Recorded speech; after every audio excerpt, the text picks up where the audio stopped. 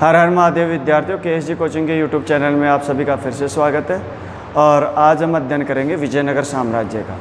देखो, जो हमने सल्तनत काल पढ़ा था उसमें अलाउद्दीन खिलजी के समय, क्योंकि दक्षिण भारत पर पहला अभियान उन्होंने किया था, तो हमने 4 राज्यों की चर्चा की थी। कितने राज्यों की चर्चा की थी? 4 राज्यों।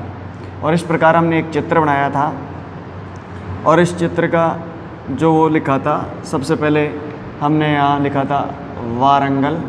क्या लिखा था? वारंगल। यहाँ लिखा था द्वार समुद्र। द्वार समुद्र। द्वार समुद्र में कौन सा वंश राज्य कर रहा था? काकतीय वंश। कौन सा वंश कर रहा था? काकतीय वंश। और यहाँ पे देवगिरी था, देवगिरी। वारंगल जो अपना आंध्र प्रदेश वाला क्षेत्र जो पड़ता है, देवगिरी महाराष्ट्र वाला क्षेत्र पड़ता है। और द्वार समुद्र जो था वो केरल वाला क्षेत्र पड़ता है। और एक यहाँ पे था मदुरई, और ये कौन सा क्षेत्र पड़ता है? तमिलनाडु वाला क्षेत्र पड़ता है। यहाँ पे यादव वंश राज कर रहा था। यहाँ पे तुम्हारा यहाँ पे शासक कौन सा वंश था? प्रताप रुद्रदेव। प्रताप रुद्रदेव। प्रताप रुद्रदेव यहाँ शासन कर रहा था। और यहाँ काकतीय वंश था। कौन सा था? काकतीय। वीर बल्लाल तृतीय, वीर बल्लाल। और यहाँ पे था पांड्य वंश। कौन सा वंश था? पांड्य वंश। सुंदर पांड्य और वीर पांड्य। ये हमने पिछले एपिसोड में देख लिया था। ये चीज़ हमने देखी थी अलाउद्दीन खिलजी के समय। किसके समय? अलाउद्दीन खिलजी के समय दक्षिण भारत की स्थिति। अब यहाँ क्या कर रहा था? एक स्थिति बनी हुई थी। क्या स्थिति बनी हुई थी? कि यहाँ सुदृढ़ राजवंश थे, देवगिरी, द्वार समुद्र, वारंगल और मदुरई। तो यहाँ पे कोई उथल पुथल नहीं थी। लेकिन यहाँ उथल पुथल सबसे पहले किसने प्रारंभ कर दी? अलाउद्दीन खिलजी के समय। अब हुआ क्या? इसके बाद में हमने पढ़ा था मोहम्मद बिन तुगलक। क्या पढ़ा था? मोहम्मद बिन तुगलक। और मोहम्मद बिन तुगलक की अगर बात की जाए तो वहाँ पे मैंने एक चीज़ बताई थी कि उसका जो विद्रोह की दूसरी लाइन लिखाई थी, अगर आपको याद हो, अली गुरसप्पा। अली, ये इसका विद्रोही था मोहम्मद बिन तुगलक का। और ये भाग के, और ये द्वार समुद्र में यहाँ एक क्षेत्र पड़ता है जिसका कहते हैं काम्पिल्य। क्या कहते हैं? काम्पिल्य। काम्पिल्य में आ जाता है। काम्पिल्य के शासक ने इसको क्या दे दी? शरण दे दी। किसका विद्रोही था? मोहम्मद बिन तुगलक का। किसका था? मोहम्मद बिन तुगलक। मोहम्मद बिन तुगलक की अगर बात की जाए तो इसका शासनकाल 1325 से 1351 रहा था। क्लियर?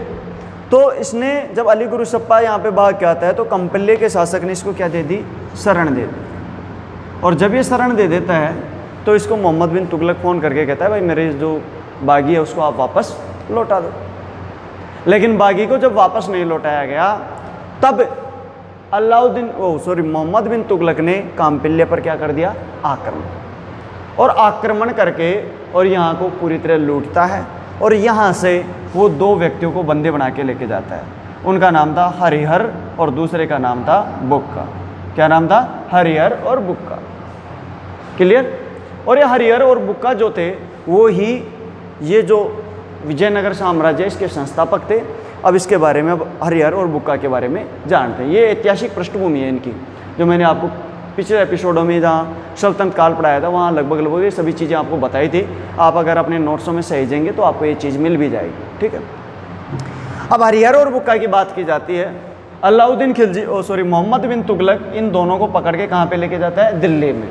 दिल्ली में ले जाके और इन्हें इस्लाम धर्म से दीक्षित करता है। कौन से धर्म से दीक्षित करता है? इस्लाम धर्म से। और इस्लाम धर्म से दीक्षित करके और फिर इन्हें वापस दक्षिण में अभियान करने के लिए भेजता है। यहाँ विद्रोह हो जाता है। उस विद्रोह को दबाने के लिए कौन आता है? हरिहर और बुक्का। ये 2 भाई थे। ये 2 भाई थे। ये पहले वारंगल यहाँ पे कार्य करते थे। इनका पिताजी जो था उनका नाम था संगम। इन दोनों के पिता का क्या नाम था? संगम। दोनों के पिता का नाम था संगम। और संगम जो था वो ड्यूटी करता था वारंगल के प्रताप रुद्रदेव इनके दरबार में ड्यूटी कर रहा था। बात समझ आ रही? तो ये पहले तो यहाँ पे काम करते हैं प्रताप रुद्रदेव के दरबार में वारंगल में। लेकिन बाद में इनसे लड़ाई हो जाती है तो ये कहाँ जाते हैं? काम्पिल्य में। कहाँ जाते हैं? काम्पिल्य। और काम्पिल्य से इन्हें कौन उठा के लेके जाता है? मोहम्मद बिन तुगलक। मोहम्मद बिन तुगलक इन्हें ले जाकर और फिर इन्हें इस्लाम से दीक्षित करता है और इस्लाम धर्म से दीक्षित करने के बाद में इन्हें दक्षिण का विद्रोह दबाने के लिए वापस भेज देता है। कहाँ भेज देता है? वापस दक्षिण भेज देता है। अब देखो वापस जब वो दक्षिण भेजता है तो इसी दौरान इनकी मुलाकात हो जाती है श्रृंगेरी के पीठाधीश से। किसके पीठाधीश से? श्रृंगेरी के। अब श्रृंगेरी क्या है? अगर आपने मेरे पास किसी ने वो पढ़ा है, भक्ति आंदोलन पढ़ा है, तो मैंने कहा था कि आदि शंकराचार्य ने हिंदू धर्म की 4 पीठों की स्थापना की थी। कितने पीठों की स्थापना की थी? 4 पीठों को मैं एक बार फिर से रिवाइजेशन करा देता हूँ, जिस बच्चे ने नहीं लिया है वो मैं फिर से बता देता हूँ। देखो दक्षिण में जो पीठ थी वो थी श्रृंगेरी। दक्षिण की पीठ का क्या नाम था? श्रृंगेरी पीठ। और श्रृंगेरी पीठ कहाँ थी? कर्नाटका में। कहाँ थी? कर्नाटक। ये तुम्हारे को याद रखना। यहाँ पे पूर्व की जो पश्चिम की जो पीठ थी, पश्चिम की, उस पश्चिम की पीठ का नाम था शारदा पीठ। कौन सी पीठ? शारदा। और ये कहाँ पे थी? द्वारका। कहाँ पे थी? द्वारका। और ये कहाँ है? गुजरात। ठीक। एक इनकी पूर्व में पीठ थी, पूर्व में, उस पीठ का नाम था गोवर्धन पीठ। कौन सी पीठ? गोवर्धन पीठ। और गोवर्धन पीठ की जो जगह थी उसका नाम था पुरी। और पुरी कहाँ है? उड़ीसा में। पुरी कहाँ है? उड़ीसा में। ठीक। तीसरा और चौथी जो इनकी पीठ थी वो ऊपरी ऊपर थी और उसका नाम था ज्योतिष पीठ। कौन सी पीठ? ज्योतिष पीठ। और ज्योतिष पीठ ये उत्तरी पीठ थी। और ये कहाँ पे थी? बद्रीनाथ। बद्रीनाथ जिला कहाँ पड़ता है? ये पड़ता है उत्तराखंड में। कहाँ पड़ता है? उत्तराखंड में। ये चीज़ मैंने आपको पहले भी बता दी थी कि शंकराचार्य हिंदुस्तान के चारों कोनों में 4 पीठों की स्थापना करता है और वो कहता है कि जो कोई भी इन पीठों के इस क्षेत्र के अंदर आएगा वो मेरे से शास्त्रार्थ करेगा। अगर मैं पराजित हुआ तो मैं हिंदुस्तान छोड़ के चला जाऊंगा, अगर वो पराजित होगा तो उसे हिंदुस्तान छोड़ के जाना पड़ेगा। इस प्रकार उसने पूरे बौद्ध धर्म को हिंदुस्तान से विलुप्त कर दिया था। शास्त्रार्थ में निर्गुण निराकार की पूजा करता था। शिव का उपासक था, लेकिन शिव का मतलब था निर्गुण निराकार। बात समझ आ रही है? इसका जो बेसिक कॉन्सेप्ट था वो था निर्गुण निराकार। तो ये 4 पीठें थी। उस 4 पीठ में मैं बात कर रहा हूँ श्रृंगेरी पीठ। कौन सी पीठ की? श्रृंगेरी पीठ। और तो ये जो शंकराचार्य जब ब्रह्म तत्व में विलीन हो जाते हैं तो उनकी चारों पीठों पर 4 शंकराचार्य बैठते थे। कितने शंकराचार्य बैठते थे? 4। बात समझ में आ गया? तो यहाँ पे जब ये दक्षिण अभियान करने आता है तो श्रृंगेरी पीठ में एक शंकराचार्य था जिसका नाम था विद्याधर। शंकराचार्य का नाम था विद्याधर। और इसका एक भाई था जिसका नाम था सायण। क्या नाम था? सायण। विद्याधर आचार्य और इसका भाई का नाम था सायण। जब ये दक्षिण में अभियान करने आते हैं तो आप भी सभी भी जानते हो कि अपने धर्म में वापस हर कोई लौटना चाहता है। तो ये इस पीठ के जब दर्शन करने जाते हैं तो विद्याधर आचार्य इसको रोक लेते हैं। वो बोलते हैं कि मैं आपको दर्शन करने की अनुमति नहीं दूंगा। तो उसने कहा कि आप हमारे को अनुमति क्यों नहीं दोगे? तो उसने कहा कि आप मुस्लिम धर्म स्वीकार कर चुके हो, इस्लाम धर्म स्वीकार कर चुके हो। तो उसके चरणों में पड़ गए, क्योंकि उन्होंने अपना भेष बदल के फिर आए थे और फिर भी वो जान गया। तो बोला प्रभु आप हमारे रक्षादाता हो, आप मेरे को आशीर्वाद दो और आप मेरे को। तो विद्याधर आचार्य ने इसको क्या किया कि वापस इस्लाम धर्म से इसने क्या कर दिया? हिंदू धर्म से दीक्षित कर दिया। कौन से धर्म से दीक्षित कर दिया? हिंदू धर्म से। और हिंदू धर्म से दीक्षित करके और फिर इन्होंने इसको आशीर्वाद दिया कि तुम एक बहुत बड़ी सल्तनत के संस्थापक बनोगे और तुम्हारी जो सल्तनत रहेगी वो सबसे ज़्यादा राज करेगी दक्षिण भारत में। और ये आशीर्वाद लगे और दोनों भाई जो मोहम्मद बिन तुगलक का विद्रोह दबाने के लिए आए थे वो खुद बागी बन जाते हैं। बात समझ आएगी? तो ये कामपिल्ले पे अटैक करने आए थे। कहाँ अटैक करने आए थे? कामपिल्ले। और इन्होंने कामपिल्ले पे ही अधिकार बना लिया। और कामपिल्ले की राजधानी थी ओनीगेंडी। तो इन्होंने ओनीगेंडी पर अधिकार कर लिया और यहीं के ओनीगेंडी के जस्ट सामने तुंगभद्रा नदी यहाँ बहती है, उसके किनारे पर विजयनगर साम्राज्य की स्थापना कर दी।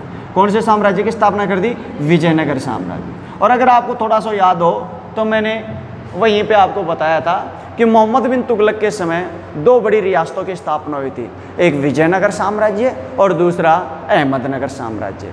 तो ये विजयनगर साम्राज्य जो था ये दक्षिण भारत का यहाँ से लेके नीचे वाला ये सारा विजयनगर साम्राज्य है। अहमदनगर साम्राज्य की बात की जाए तो अहमदनगर, समझ आ गया? तो ये 2 साम्राज्य हैं दक्षिण भारत के। तो आज हम अध्ययन करेंगे किसका? विजयनगर साम्राज्य। क्लियर? आप इसका एक स्क्रीनशॉट ले लो ताकि मैं इसको साफ कर दूँ। स्क्रीनशॉट ले लो इसका। तो देखो ये विजयनगर साम्राज्य था, इस पे 4 राजवंशों ने शासन किया। कितने वंशों ने शासन किया? 4 राजवंशों ने। और 4 राजवंश कौन कौन से थे? संगम, सालु वंश, तुलु वंश और चौथा था अराविडु वंश।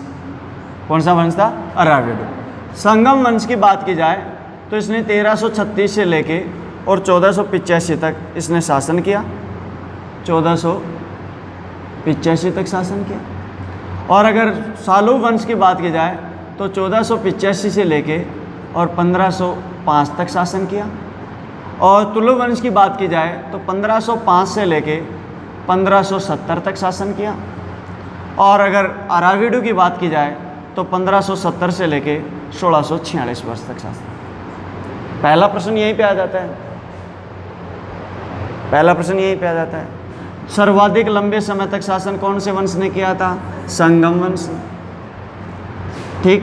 सबसे कम समय तक शासन किसने किया था? सालु वंश ने। कौन से किया था? सालु वंश। बात समझेगा? तो यहाँ जो विजयनगर जो साम्राज्य था उसके ऊपर कितने वंशों ने राज किया था?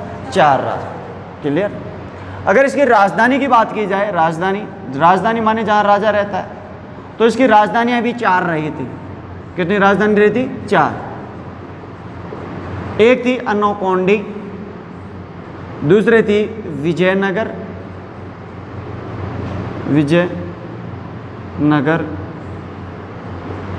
तीसरी थी गोनुकोंडा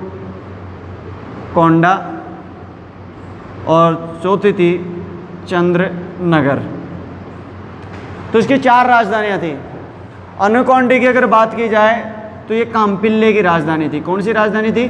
काम्पिल्ले। समझा क्या कि जब इन्होंने पहली बार आक्रमण किया हरिहर और बुक्का ने, तो अनिकोंडी के शासक को हरा के ये काम्पिल्ले का जो शासक था जहाँ पे ये रहते थे दरबार में, उसको पराजित किया, वहाँ पे अधिकार कर लिया। लेकिन बाद में इन्होंने क्या किया कि विजयनगर जो था वो तुंगभद्रा नदी के किनारे पे इन्होंने विजयनगर साम्राज्य की स्थापना की। बात समझ आ रही है? ये विजयनगर साम्राज्य पूरा ही कहलाएगा। इधर की तरफ तुम्हारा मदुरई था और इधर की तरफ तुम्हारा कौन सा था? काकतीय, द्वार समुद्र। कौन सा था? द्वार समुद्र। क्लियर? तो यहाँ इन्होंने तुंगभद्रा नदी के किनारे विजयनगर साम्राज्य की स्थापना। क्लियर? अब देखो, अब आगे देखते हैं। पहला अपन संस्थापक देख लेते हैं। पहला अपन ने किसके बारे में बात किया? हरिहर। क्या नाम था? सॉरी, हरिहर की अगर बात की जाए, 2 भाई थे, हरिहर और बुक्का। ये बड़ावाड़ा था। ये क्या था? बड़ेवाड़ा। और इसने शासन किया था 1336 से और 1356 तक। 1336 से 1356। इसके बारे में 2-3 चीज़ें आपको याद रखनी है। कौन कौन सी चीज़ें याद रखनी है? पहली चीज़ तो यह अपने भाई बुक्का में बहुत ज़्यादा विश्वास करता था। बुक्का इसका राइट हैंड था। बात समझ आ रही? और यहाँ भ्रातृत्व प्रेम, पारिवारिक प्रथा, जो उत्तर भारत में रक्त चल रहा था, रक्त प्रथा चल रही थी, कोई बाप बेटे को मार रहा है, भाई भाई को मार रहा है, यहाँ प्रेम और भ्रातृत्व की भावना चरम सीमा पे थी। दोनों भाइयों को एक दूसरे पे अटूट विश्वास था। कैसे? देखो, जब हरिहर ने अपनी राजधानी क्या घोषित कर दी? विजयनगर। जब विजयनगर बना लिया तो इसने अपने भाई बुक्का को, किसको? बुक्का को कौन सा क्षेत्र दिया? अनाकोंडे। और इसने 1346 में ही अनाकोंडे किसको संभाला दिया था? बुक्का यहाँ पे समानांतर शासन कर रहा था। दोनों भाई एक साथ मिलकर शासन कर रहे थे, बांट के शासन कर रहे थे। क्लियर? इसके अलावा 1346 में ही उसने आक्रमण किया, और वो आक्रमण किया किस पर? द्वार समुद्र पर। किस पर आक्रमण किया? द्वार समुद्र। और द्वार समुद्र पर इसने आक्रमण करके और यहाँ पर अधिकार कर लिया। द्वार समुद्र पर आक्रमण कर इस पर क्या कर लिया? अधिकार। तो देखो, इस द्वार समुद्र की बात की जाए तो यहाँ एक समुद्र का किनारा यहाँ पे मिल रहा था उसे, और एक समुद्र का किनारा ये मिल गया, तो इसका उपनाम पड़ गया 2 समुद्रों का स्वामी। 2 समुद्रों का स्वामी। ये क्वेश्चन पूछा भी गया है किस शासक को दो समुद्रों का स्वामी कहा जाता है? हरिहर को। किसको कहा जाता है? हरिहर। दो समुद्रों का स्वामी कहा जाता है। इसके अलावा इसने अपने लास्ट समय में 1355-56 में इसने जो आक्रमण किया था वो किया था मदुरई पर। किस पर किया था? मदुरई। और मदुरई पर इसने खुद ने आक्रमण नहीं किया था, इसके पुत्र ने आक्रमण किया था जिसका नाम था कंपा। क्या नाम था? कंपा। कंपा ने आक्रमण किया और इस कंपा अपनी घरवाली को साथ लेके गया था युद्ध में, और कंपा की घरवाली का नाम था गंगा देवी। कौन सी देवी? गंगा देवी। और गंगा देवी युद्ध में गई थी अपने पति के साथ, और उसने एक किताब लिखी थी, बहुत प्रसिद्ध किताब है जिसका नाम है मदुरई विजयम। क्या नाम है? मदुरई विजयम। मदुरई को जो इन्होंने जीता उसकी कहानी है। हालांकि इन्होंने मदुरई को अपने अंदर मिलाया नहीं, जीता और इसे क्या कर दिया? छोड़ दिया। बात समझ आ गई? इससे कर वसूल कर लिया, अपनी अधीनता स्वीकार करवा ली। बात समझ आ रही है? तो अपनी अधीनता स्वीकार करवाई किसको? मदुरई को। दूसरा, द्वार समुद्र को क्या कर लिया? आप अपने पास मिला लिया। इसको क्या कहा जाता था? दो समुद्रों का स्वामी। इसने अपने भाई बुक्का को 1346 में कहाँ का शासक बना दिया था? अनाकोंडे, कामपिल्ले का क्षेत्र दे दिया था। तो ये हो गया कौन? हरिहर। हरिहर की अब हो जाती है मृत्यु। आप इसका एक स्क्रीनशॉट ले लो ताकि आगे बढ़ दें। हरिहर की जब मृत्यु होती है तो उसके बाद में अब देखो, जब हरिहर की मृत्यु होती है तो हरिहर की मृत्यु के बाद में उसका बेटा कंपा शासक नहीं बनता, बल्कि शासक कौन बनता है? बुक्का। कौन बनता है? बुक्का। तो बुक्का का जो शासनकाल रहा था उसके भाई का जितना रहा इसका भी इतना ही रहेगा। इसका 1356 से कितना रहा? 1377। बात समझ में आ गई? अब देखो, इसके बाद में इसके बारे में दो चार चीजें। इसने क्या किया? पहला काम जो किया 1377 में इसने मदुरई को पूर्ण रूप से मिला लिया। किसको मिला लिया? मदुरई को पूर्ण रूप से विजित कर लिया। देखो, मैं फिर नक्शा बना देता हूँ। ये वाला क्षेत्र था, ये तुम्हारा विजयनगर साम्राज्य है। ये यहाँ पे राजधानी विजयनगर है। ये तुंगभद्रा नदी है। कौन सी नदी है? तुंगभद्रा। ये कामपिल्य है। ये कौन सा है? होयसल है। और ये कौन सा है? मदुरई है। तो इसने मदुरई को पूर्ण रूप से विजय कर लिया, और मदुरई को विजयी करते ही इसने एक उपाधि धारण की और इसे कहा जाता था 3 समुद्रों का स्वामी। कौन सा स्वामी?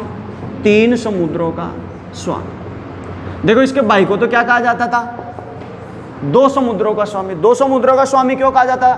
यहां और यहां। लेकिन ये नीचे वाला जो समुद्र था, समझ आ गया?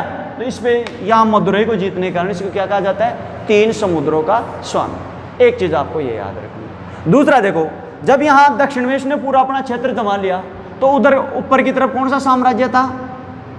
कौन सा साम्राज्य था? बहमनी साम्राज्य। कौन सा साम्राज्य था? बहमनी साम्राज्य था, जो इसमें अहमदनगर, बीजापुर, विराट, मैंने अब पिछले एपिसोड में अहमदनगर बोल दिया ना। बहमनी साम्राज्य, हसन मंगू ने जिसकी स्थापना की थी 1347। तो बहमनी साम्राज्य पे अब इन दोनों के लिए लड़ाई हो जाती है, और वो लड़ाई होती है रायचूर के लिए। कौन से चूर के लिए? रायचूर। और रायचूर ये बफर स्टेट था। रायचूर क्या था? Buffer state. रायचूर जो कृष्णा और तुंगभद्रा जो नदी थी, इनके बीच वाले क्षेत्र को क्या कहा जाता था? रायचूर। क्या कहा जाता? रायचूर। और रायचूर जो जाना जाता था वो हीरे के क्षेत्र के लिए जाता, हीरे प्लस कोयले के क्षेत्र के लिए जाना जाता था। बात समझ आ गई? तो इन दोनों के बीच, बहमनी साम्राज्य के बीच और विजयनगर रियासत के बीच, विजयनगर साम्राज्य, दोनों के बीच इस बात को लेकर विवाद हो जाता है। कौन सी बात को लेकर विवाद जाता है? रायचूर क्षेत्र। अब आप ही बताओ, इसमें रायचूर क्षेत्र किसके हाथ लगेगा? रायचूर क्षेत्र लगा बुक्का के हाथ में। किसके हाथ में लगा? बुक्का के हाथ। तो बुक्का को रायचूर मिल गया, और जो रायचूर जो क्षेत्र था वो इसने समझौता कर लिया बहमनी के जो सुल्तान था, जिसका नाम था मोहम्मद शाह। क्या नाम था? मोहम्मद शाह। तो मोहम्मद शाह से इसने समझौता किया, और मोहम्मद शाह ने इस विवाद को समाप्त करने के लिए ये रायचूर वाला क्षेत्र दे दिया। अब देखो, रायचूर क्षेत्र तो दे दिया, लेकिन इसकी महत्वाकांक्षा ज़्यादा बढ़ रही थी। तो दूसरा क्षेत्र और था, एक तो कृष्णा और तुंगभद्रा नदी के बीच में था, ठीक है, और एक कृष्णा और गोदावरी नदी के क्षेत्र था। कृष्णा प्लस गोदावरी इस क्षेत्र का नाम था मराठावाड़। कौन सा वाड़? मराठावाड़। देखो ये कृष्णा, गोदावरी, तुंगभद्रा ये नदियां हैं। ये वाला क्षेत्र और ये वाला क्षेत्र, इन दोनों बीच वाले क्षेत्र की बात की जा रही है। और ये भी बहुत खतरनाक क्षेत्र था, इसको भी डिमांड करता था। तो ये क्षेत्र भी डिमांड कर रहा था, तो बोला ये क्षेत्र तो तुम रख लो और ये क्षेत्र मैं कौन रख लेता है? मैं रख लेता हूँ। लेकिन इसमें होता क्या है कि जो रायचूर क्षेत्र था उसका अधिकांश हिस्सा किस में था? बहमनी साम्राज्य में। कौन से साम्राज्य में था? बहमनी साम्राज्य। और बहमनी साम्राज्य में होने के कारण इसने दे तो दिया, लेकिन इन दोनों के मध्य बहुत भयंकर एक दुश्मनी शुरू हो जाती है, जो आगे चलकर इसके पतन का कारण पड़ेगा। किसका? विजयनगर साम्राज्य। ये याद रखना, अगर उस दिन रायचूर समझौता ना होता, रायचूर ना लिया होता, तो बात दूसरी होती। तो इसके जीवन के दो कार्य तो आपको याद रखना है। इस तो 1377 में इसने मदुरई को पूर्ण रूप से विजित कर लिया। दूसरा, इसने 1346 में रायचूर विवाद को समझौता शासक बनते इसने 1356 में इसने क्या किया? रायचूर पर अपना अधिकार कर लिया।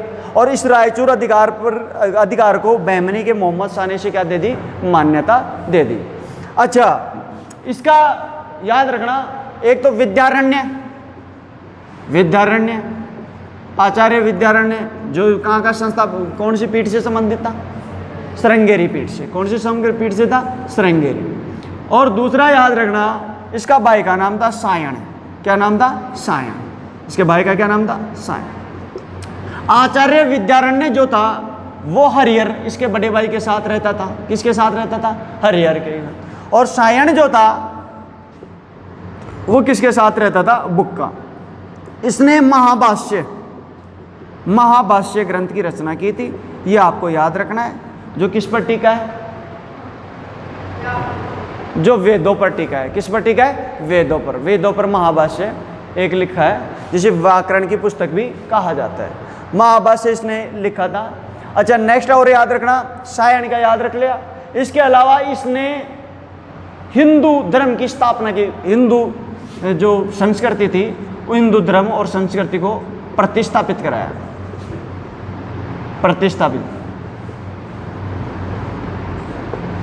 ठीक है, तो ये 4-5 चीजें इसके बारे में याद रखना। आप इसका एक स्क्रीनशॉट ले सकते। हरिहर प्रथम के बाद में कौन हो गया? इसका भाई कौन हो गया? बुक्का प्रथम हो गया। तो इसके बाद में तीसरा शासक आता है हरिहर सेकंड। कौन आता है? हरिहर सेकंड। और 1377 में शासक बनता है 1404 तक। इसमें दो चीजें आपको याद रखनी है। दो चीजें कौन सी याद रखनी है? पहली चीज तो ये कि इसने परमेश्वर और परम भट्टारक इसकी उपाधि धारण की थी। बात समझ आएगी? यानी राजेश्वर, राजाधिराज, ये जो उपाधियां होती थी, ये उपाधियां हरिहर ने भी धारण नहीं की और बुक्का ने भी धारण नहीं की, बल्कि किसने की? हरिहर सेकंड। यानी ये अपने आप को राजत्व के सिद्धांत से जोड़ रहा है। किसके सिद्धांत से जोड़ रहा है? राजत्व के सिद्धांत से। क्लियर? दूसरी चीज इसके समय क्या हुआ? एक बहुत बड़ा गठबंधन बना। और गठबंधन के किसके मध्य बढ़ता है कि ये जो दक्षिण भारत था, इस दक्षिण भारत को आप ढंग से समझ लो, क्योंकि मैं बार बार नक्शे में इसी का यूज करूंगा। मैं क्षेत्र बताऊंगा, तुम्हारे दिमाग में बैठना चाहिए।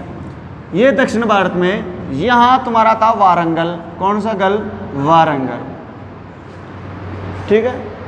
या कौन शासन कर रहा था? काकतीय। कौन सा वंश? काकतीय वंश। ठीक।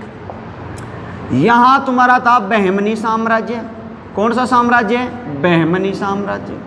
और ये दक्षिण में जो था, क्योंकि अपने विलय कर लिया, इसका मदुरई का भी विलय कर लिया और द्वार समुद्र का विलय। तो ये कौन सा राज्य हो गया? विजयनगर साम्राज्य। कौन सा साम्राज्य हो गया? विजयनगर साम्राज्य। और विजयनगर इसकी राजधानी थी। यहाँ पे पहले राजधानी कौन सी थी? अनिकोंडी। पहले राजधानी कौन सी थी? अनिकोंडी। और अनिकोंडी पहले किसकी राजधानी थी? कौन से राज्य की? काम्पिल्य की। किसकी राजधानी थी? काम। बाद में इसकी राजधानी बन गई तुंगभद्रा नदी के किनारे विजयनगर साम्राज्य। तुंगभद्रा, ये कौन सी नदी है? तुंगभद्रा, ये नदी। ठीक है। तुंगभद्रा नदी के बाद में दूसरी नदी आती है तुम्हारी कृष्णा नदी। कौन सी नदी? कृष्णा नदी। और कृष्णा नदी के बाद में तुम्हारी नदी आती है गोदावरी नदी। कौन सी नदी? गोदावरी। तो इन तीनों नदियों को आप याद रखना। हमने पिछले एपिसोड इसमें देखा कि जो बुक्का प्रथम था उससे बहमनी साम्राज्य का जो सुल्तान था मोहम्मद शाह प्रथम ने यहाँ पे तो था रायचूर दोआब। कौन सा दोआब था? रायचूर दोआब। तो रायचूर दोआब हीरो की खानों के लिए प्रसिद्ध था। किसके लिए प्रसिद्ध था? हीरो की खान के लिए। तो इस हीरो की खान के ऊपर अधिकार किसने मान लिया? मोहम्मद शाह ने। किसने मान लिया? सुल्तान मोहम्मद शाह प्रथम ने इस पर किसका अधिकार मान लिया? विजयनगर का अधिकार मान लिया। लेकिन अधिकार तो मान लिया, लेकिन ये इन दोनों के मध्य जन्मों जन्मों की दुश्मनी होगी। क्यों होगी? क्योंकि हीरो की खान थी और इस युद्ध में हालांकि बुक्का ने इसको पराजित भी कर दिया था, इसलिए इसने दीनता स्वीकार की थी। लेकिन इसके बदले में गोदावरी और कृष्णा नदी के बीच एक क्षेत्र आता था जिसे कहते थे मराठावाड़ क्षेत्र। कौन सा क्षेत्र? मराठावाड़। और मराठावाड़ जो क्षेत्र था वो अधिकार किसके माना गया? बहमनी साम्राज्य। अब बहमनी साम्राज्य इस बात को बहुत अच्छे से जान गया कि अपनी सल्तनत बहुत ज़्यादा दिनों तक नहीं चलेगी। क्यों? क्योंकि उसका जो दुश्मन था विजयनगर साम्राज्य वो बड़ा प्रबल था। तो अब ये क्या करता है? अपनी रणनीति आगे बढ़ाता है और ये बहमनी शासक है वो किसके पास जाता है? वारंगल के शासक के पास। किसके साथ जाता है? वारंगल। और वारंगल का जो शासक था और ये बहमनी का जो साम्राज्य था, दोनों के मध्य एक समझौता हो जाता है। और जो हरिहर प्रथम था इसके दौरान ही वारंगल और बहमनी इन दोनों इन दोनों साम्राज्यों के मध्य क्या हो जाती है? संधि हो जाती है। तो आपको ये दो चीजें याद रखना है। इसने राजेश्वर परम्बट्टारक की उपाधि धारण की, दूसरा वारंगल और बहमनी साम्राज्य के मध्य क्या हो गया? संधि समझौता भी इसी के दौरान हो जाता है। अब देखो संधि समझौता तो हो गया, लेकिन अब युद्ध और आक्रमण तो अब इसके बाद में शुरू होगा। बात समझ आ रही है? अभी संधि ही हुई है, अभी क्या हुआ है? केवल संधि हुई है। तो अब यहाँ पे देखो, अब शासक आएगा देवराय। कौन आएगा? देवराय प्रथम। और देवराय प्रथम शासक बनेगा 1404 में। कब बनेगा? 1404 में। 1404 से 1427 तक जो ये शासक बनता है इसके शासन काल में देखते हैं देवराय प्रथम के क्या होता है। देखो पहले इसके विरासत में क्या मिला है इसको? इसके शत्रु क्या है? प्रबल है। तो इन दोनों शत्रुओं ने किसके ऊपर आक्रमण किया? विजयनगर साम्राज्य के ऊपर। किस ऊपर आक्रमण किया? विजयनगर। और विजयनगर साम्राज्य के ऊपर आक्रमण करके और इसने विजयनगर को जीता। और जब इसने विजयनगर को जीता तो यहाँ क्या करता है देवराय प्रथम? वारंगल के शासक यानी जो काकतीय राजवंश था उससे समझौता कर लेता है। क्या कर लेता है? समझौता। और इस संगठन को तोड़ देता है। और शुरू में तो क्या होता है? युद्ध में हार जाता है बुरी तरीके से। और ये जो देवराय प्रथम था वो अपनी बेटी का विवाह जो बहमनी साम्राज्य का शासक था फिलिप उसके साथ कर देता है। ये तो कर दिया, लेकिन और उसके बदले में उसे सोना, मोती, हाथी ये बदले में खूब चीजें देते हैं। लेकिन फिर भी जब इसको लगता है कि अपना अस्तित्व मिटने ही वाला है तो इसने समझौता किससे कर लिया? वारंगल से। अब कौन मजबूत हो गया? विजयनगर साम्राज्य। और विजयनगर साम्राज्य जब मजबूत हो जाता है तो इसके बाद में क्या करता है कि अपनी सत्ता पुनः स्थापित कर लेता है। अब इसको पता लग गया कि अब उसको बहुत ज़्यादा लोगों की ज़रूरत है, तो इसने पहली बार अपनी सेना में मुस्लिम घुड़सवारों को शामिल किया। मुस्लिम जो तीरंदाज थे, घुड़सवार थे, इनको शामिल किया। बात समझ में आ रही? इनको इसने पहली बार शामिल किया। अब इस नीति को आगे बढ़ाएगा कौन? इसका अगला शासक। अब इसके आगे बाद में आता है कौन? देवराय सेकंड। आप इसका एक स्क्रीनशॉट ले लो, फिर मैं देवराय सेकंड बता दूं। अब देखो देवराय प्रथम की बात की जाए तो देवराय प्रथम के बारे में अपन ने 2-3 चीज़ देख ली। एक तो अपन ने देखा कि इसने पहला शासक था जिसने किसको शामिल किया था? तुर्की धनुर्धरों को। किसको शामिल किया था? तुर्की धनुर्धरों को। ठीक। और दूसरी चीज़ देख ली कि इसके दरबार का जो दरबारी कवि था वो कौन था? श्रीनाथ। कौन था? श्रीनाथ। और उसने कौन सी पुस्तक लिखी थी? हरिविलासम। कौन सी पुस्तक लिखी थी? हरिविलासम। ये समझ में आ गया? अब देखो हरिविलासम के अलावा अब बात करते हैं देवराय की। तो देवराय की बात की जाए तो इसको इस बात की अच्छे से समझ में थी कि ये जब तक इसका जो पिताजी नहीं था, दरअसल इसके 2 पुत्र थे। एक का नाम था रामचंद्र, एक का क्या नाम था? रामचंद्र। और एक का नाम था विजय बुक्का। क्या नाम था? विजय बुक्का। बात समझ आ गई? तो इसकी मृत्यु के बाद में, देवराय प्रथम की मृत्यु के बाद में रामचंद्र शासक बनता है, और रामचंद्र की थोड़े से दिन बाद में मृत्यु आ जाती है, फिर कौन बनता है? विजय बुक्का। और विजय बुक्का की जब मृत्यु होती है तब जाके कौन शासक बनता है? देवराय सेकंड। बात समझ आ गई? ऐसे शासक बने थे। तो इसके समझ में आता है भाई अपने दादाजी ने जो काम किया है वो काम ही अपन आगे करेंगे, उसको आगे बढ़ाएंगे, तभी अपने जाके फायदा होगा। तो इसने सबसे पहले तो उपाधि, इसकी उपाधि देखो, इसको इम्माडी देवराय भी कहा जाता है। क्या कहा जाता है? इम्माडी देवराय। दूसरी इसकी उपाधि थी गजबेटकर। कौन सी कर? गजबेटकर, यानी हाथियों का शिकार करने वाला, हाथियों का शिकार करने वाला। बात समझ आएगी? और देखो इसके दादाजी ने तुर्की धनुर्धरों को शामिल किया, और इसने किसको किया? मुस्लिम घुड़सवारों को इसने अपनी सेना में शामिल किया। और मुस्लिम घुड़सवारों को ऐसे कहते हैं कि इसकी सेना में 10,000 मुस्लिम घुड़सवार थे। और दूसरी चीज याद रखना, ये अपने सिंहासन के सामने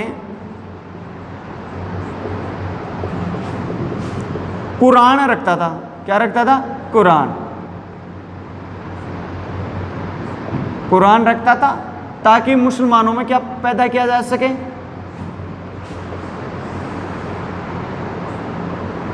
सौहार्द भाव उत्पन्न किया जा सके, इसके लिए क्या रखता था? कुरान रखता था। इसके अलावा दरबार कवियों की बात की जाए तो जो ये इसके दादा के दरबार में जा श्रीनाथ, इसके भी दरबार से संबंधित था। ठीक है, ये स्वयं भी एक विद्वान कवि था। इसके दरबार में एक इतिहासकार आया था जिसका नाम था अब्दुर रज्जाक। क्या नाम था? अब्दुर रज्जाक। इसके दरबार में ये आया था, ये भी आपको याद रखना है। और इसके अलावा इसके दरबार में एक और दरबारी कवि था रसजान, और उसकी थी शिवलिंग लीला, इसकी पुस्तक थी, ये भी आपको याद रखना है। तो दरबार में श्रीनाथ, रसजान, इसके अलावा अब्दुर रज्जाक। ठीक है, ये सभी चीज़ें आपको याद रखनी है। लिखो इसको, स्क्रीनशॉट ले लो इसको, स्क्रीनशॉट। ये शिवलिंग जो लीला थी, इसके लेखक चामरस थे। कौन थे? चामरस। तो इसके दरबारी कवियों की अगर बात की जाए तो पहला तो जो इनके दादा के दरबार में था, कौन था? श्रीनाथ। कौन था? श्रीनाथ। और श्रीनाथ ने कौन सी पुस्तक लिखी थी? हरिविलासम। कौन सी लिखी थी? हरिविलासम। दूसरा चामरस ने कौन सी लिखी थी? शिवलिंग लीला। और तीसरा इसका दरबारी कवि, इसका जो सबसे विद्वान कवि था, जिसका नाम था लंकन दंडेश। क्या नाम था? लंकन दंडेश। ये दरअसल दंडाधिकारी का था, समझेगा, जो न्याय वगैरह करता था। और उसकी पुस्तक का क्या नाम था? शिवत्व चिंतामणि।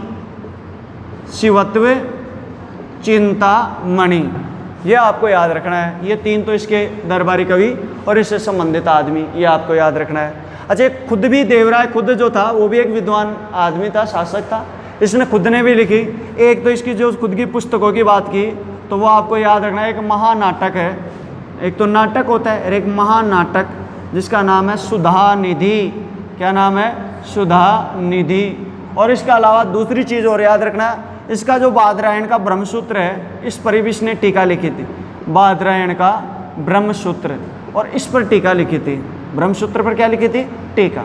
अब देखो बादरायण की अगर बात की जाए, बादरायण का ब्रह्मसूत्र, तो बादरायण का ब्रह्मसूत्र यानी हिंदुस्तान के जितने भी पंथ आते हैं, जितने भी भक्त जो निर्गुण आते हैं, जिन्होंने ईश्वर को खोजा है ना, वो बादरायण के ब्रह्मसूत्र से ही निकली हैं। जितनी भी शाखाएं निकली, नहीं समझे?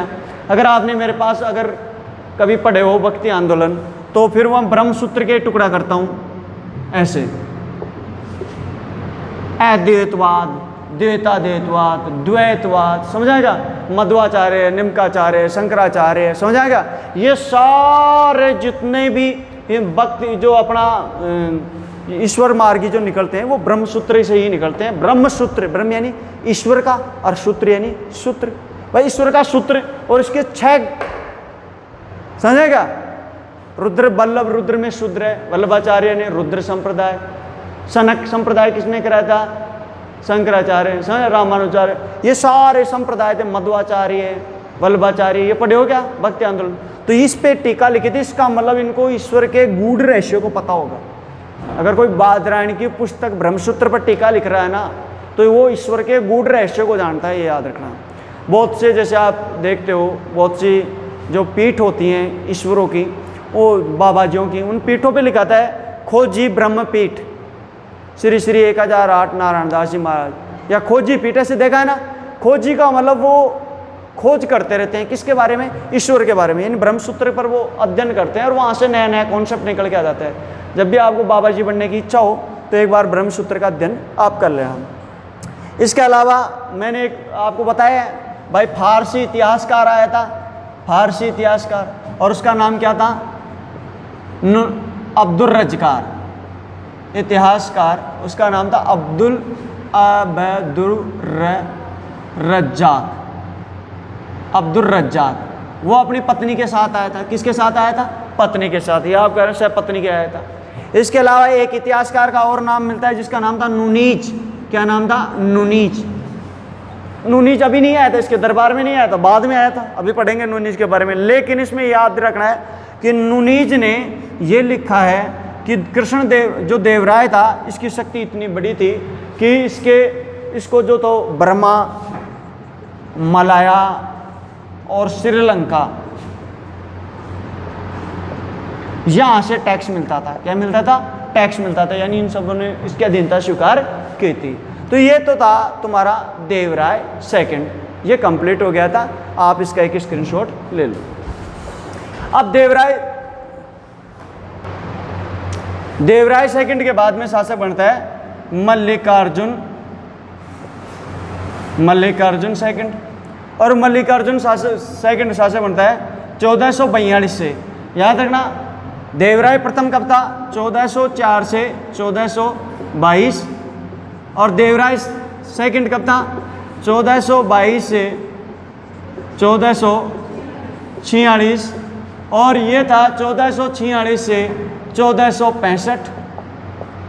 मल्लिकार्जुन कब था? 1446 से 1465। अब इसके बारे में याद रखना, इसमें 2 चीजें। एक तो क्या हुई, इसके समय उड़ीसा और तुम्हारा कौन सा, एक हमेशा याद रखना, बहमनी साम्राज्य। कौन सा साम्राज्य? बहमनी साम्राज्य। इन दोनों का गठबंधन बना। इन दोनों का क्या बन गया? गठबंधन बन गया। और इन्होंने इसके ऊपर क्या किया? आक्रमण किया। और जब इस पे आक्रमण करेंगे तो यह क्या पड़ जाएगा? कमजोर पड़ जाएगा, और इसकी सत्ताएं बिल्कुल कमजोर हो गई। मल्लिकार्जुन सेकंड के समय से ही संगम वंश की कमजोर जो नींव थी वो हिल गई थी। समझा गया? इसलिए इसका उपनाम पड़ गया था, इसका उपनाम था प्रौढ़ देवराय। क्या नाम था? प्रौढ़ देवराय। प्रौढ़ देवराय इसका उपनाम था, और इसके समय संगम वंश की नींव हिल गई थी। इसके बाद में इसका जो अंतिम शासक बना उसका नाम था विरूपाक्ष सेकंड। क्या नाम था? विरूपाक्ष सेकंड। और विरूपाक्ष सेकंड शासक बना था 1465 से लेके 1485 तक। ये इस संगम वंश का अंतिम शासक था, संगम वंश का अंतिम शासक था। और इस पर इसके पुत्र ने इसकी हत्या कर दी थी। इसके पुत्र ने क्या कर दी थी? खुद के पुत्र ने हत्या कर दी थी। और जब इसके पुत्र ने हत्या कर दी, उस टाइम क्या होता है कि यहाँ पे उस टाइम देखो विजयनगर था। विजयनगर के बाद में दूसरी जो प्रमुख क्षेत्र था वो था अनिकोंडी। कौन था? अनिकोंडी। ये मैंने शुरू में बताया आपको कि विजयनगर पे तो राजा कर रहा था उसका बड़ा भाई, जिसका नाम क्या था? हरिहर। और अनिकोंडी पे शासक कौन रहता? छोटा भाई, जिसका क्या नाम था? बुक्का।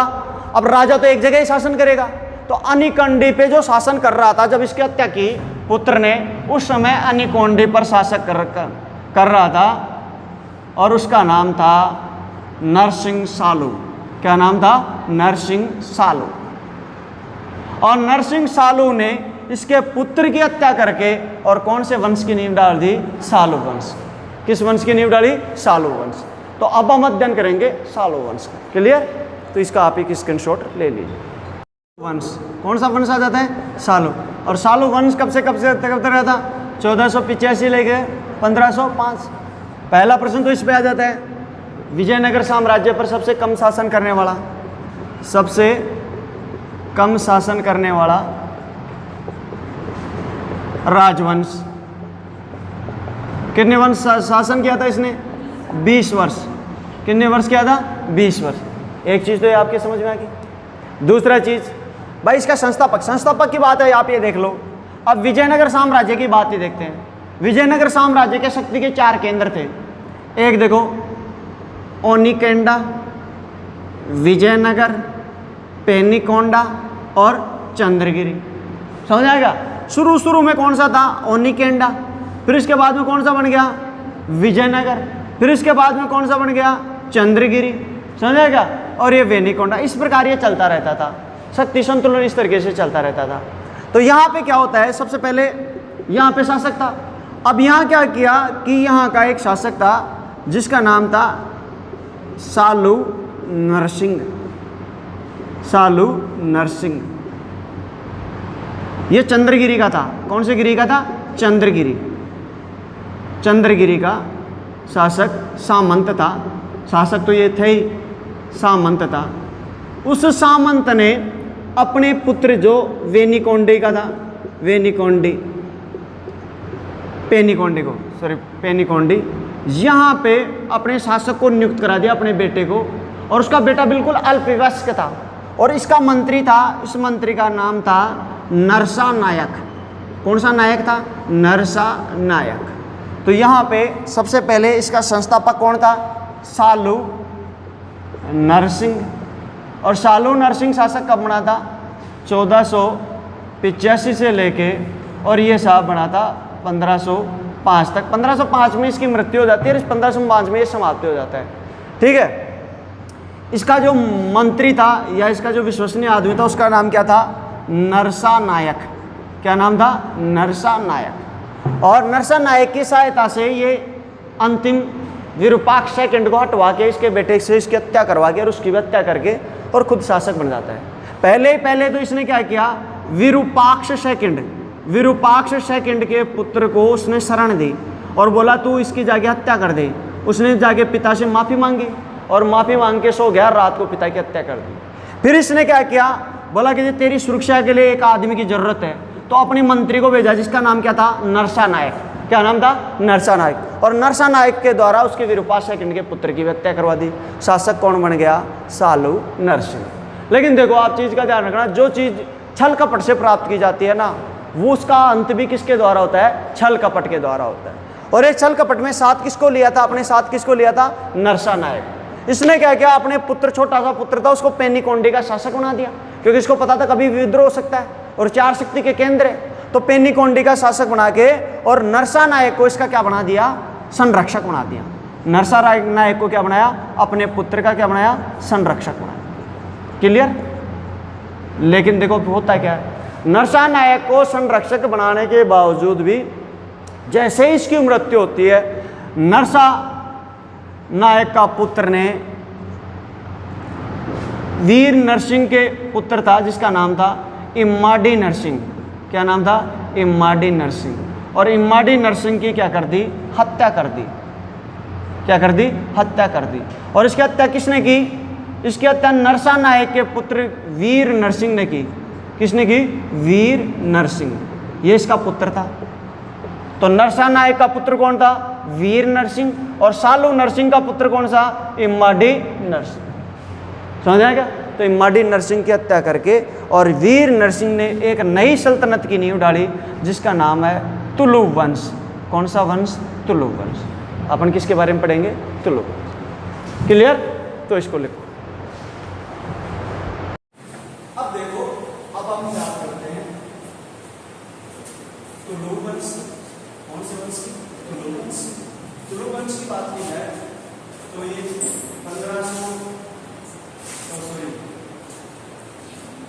1505 से लेके और 1570 ये चीज आ गई है। इसके बारे में एक चीज याद रखना, ये द्वितीय बलापहार, द्वितीय बलापहार वंश, द्वितीय बलापहार कैसे? देखो, जो छल और बल के द्वारा जो शासन प्राप्त करते हैं जो राजवंश, उसे कहते हैं बलापहार वंश। पहला बलापहार वंश सालू वंश था, और सालू वंश में आपको बताया गया, सालू वंश का संस्थापक कौन था? नरसिंह सालू। कौन था? नरसिंह सालू। और नरसिंह सालू की अगर बात की जाए तो उसने अंतिम शासक, संगम वंश के अंतिम शासक की हत्या करके प्राप्त। उसी प्रकार कुली वंश, कुलु वंश की बात की जाए तो जो सालू, नरसिंह सालू था, उसका एक सेनापति था जिसका नाम था नरसा नायक। क्या नाम था? नरसा नायक। तो नरसा नायक का पुत्र था जिसका नाम था वीर नरसा, वीर नरसा, वीर नायक या वीर नरसा जिसे कहा जाता है। उसने इस वंश की स्थापना की थी, और वो भी नरसा नायक के नरसिंह सालू के पुत्र इमाडी सालू की हत्या करके, इसकी हत्या करके इमाडी सालू। तो देखो, पहला शासक कौन बनता है? वीर नरसा, वीर नरसा। बात समझा? वीर नरसा शासक बनता है 1505 से लेकर तो 1509। वीर नरसा के बारे में आपको ये याद रखना है कि इसके समय सर्वाधिक विद्रोह शुरू कैसे हुए?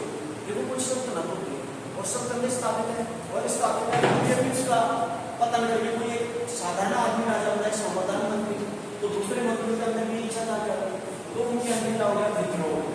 तो यानी सामंती विद्रोह प्राप्त हो, पहला चीज। और दूसरा चीज क्या हुआ कि जब घर में फूट पड़ जाती है तो जो बाहरी लोग हैं उनका आक्रमण भी तेजी से होता है। तो जो बाहरी सीमावर्ती राज्य थे, सीमावर्ती राज्यों से विवाद बढ़ गया, सीमावर्ती राज्यों से क्या बढ़ गया? अब देखो, ये अपने आप को कोई भी आदमी फ्रीडम होता है, उसके परिवेश से होता है। आपका परिवेश आपको क्या कहता है? इसका परिवेश क्या कह रहा था? घर में भी विद्रोह और बाहर में भी विद्रोह। तो ये अपने आप को एक शक्तिशाली योद्धा के रूप में परिणित करेगा, क्योंकि विद्रोह को दबाने के लिए किसकी जरूरत होती है? तलवार की। बात समझा? तो इसने क्या किया कि पहली चीज तो भाई घर के विद्रोह को कैसे दबाए? तो एक पुर्तगाली गवर्नर था जिसका नाम था अल्मीडा। क्या नाम था? अल्मीडा। याद पढ़ा अल्मीडा वो पुर्तगाली गवर्नर। तो अल्मीडा पुर्तगाली गवर्नर क्या था? पुर्तगाली गवर्नर का क्या नाम था? अल्मीडा। तो अल्मीडा से इसने घोड़े खरीदे। क्या खरीदे? घोड़े। अब देखो, ये पहला शासक था जिसने पुर्तगालियों से पूरे घोड़े खरीदे। बात समझा? और पूरे घोड़े खरीद के उसने अपनी सेना को इतना शक्तिशाली बना लिया कि जहां भी विद्रोह होता उसको तुरंत तरीके से दबा दिया। और दूसरा, उसने अपनी जनता को युद्ध प्रिय बना दिया, जनता को युद्ध प्रिय बना दिया। युद्ध प्रिय बात समझा? देखो, घोड़े आ रहे हैं, रोज रोज विद्रोह हो रहे हैं, दबा रहे हैं, तो एक तरह से मारकाट वाली स्थिति प्रारंभ होगी। तो ये अपनी जनता को युद्ध प्रिय जनता के रूप में परिवर्तित कर दिया। हर कोई मरने के लिए तैयार। बात समझा? 1509 में इनकी मृत्यु है, और 1509 में जब इनकी मृत्यु होती है तो उसके बाद विजयनगर साम्राज्य का सबसे बड़ा और सबसे कुवत्तार शासक बनता है, और उसका नाम आपने इतिहास में काफी बार सुना होगा। और अगर विजयनगर साम्राज्य की बात की जाए तो क्वेश्चन उसी पे पूछा जाता है ज्यादा, और उसका नाम क्या था? बताइए, किसका नाम सुना है?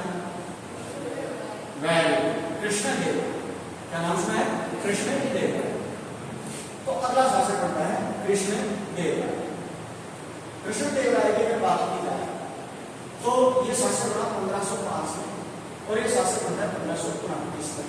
यहाँ पे आप मेरे को ये बता दीजिए कि कृष्णदेव राय का आपने नाम कहाँ पढ़ा? बाबर। राय, बहुत शानदार, बढ़िया भी शानदार है। बाबर की जो पुस्तक थी उसका आपको पता, उसका नाम था तुजुके बाबर। तो तुजुके बाबर में मैंने कहा था कि 2 शासकों का नाम दिया उसने। कितने शासकों का नाम दिया? 2। एक तो दिया है बाबर का, और एक तो दिया है राणा सांगा का, और एक दिया है कृष्णदेव राय, विजयनगर का शासक। और तुजुके बाबरी में इसको क्या कहा गया?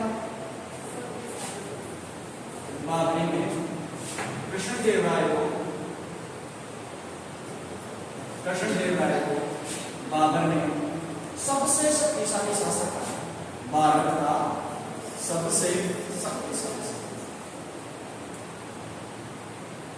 भारत का सबसे शक्तिशाली शासक।